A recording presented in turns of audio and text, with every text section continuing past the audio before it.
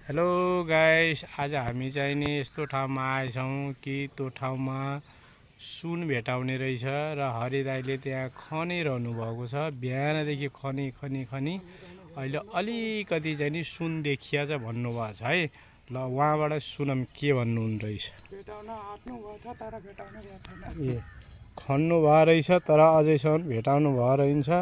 खनेर त्यत्रो खाल्टो खन्नुभयो, त्यतातिर ती माटो फाल्नुभएको छ, यता माटो फाल्नुभएको छ। र यो जङ्गल चाहिँ नि उताबाट जङ्गल हो, यता बाघ भालु सबै कुराहरू आउने ठाउँ हो, यो बाटो हो ती आउनेहरू।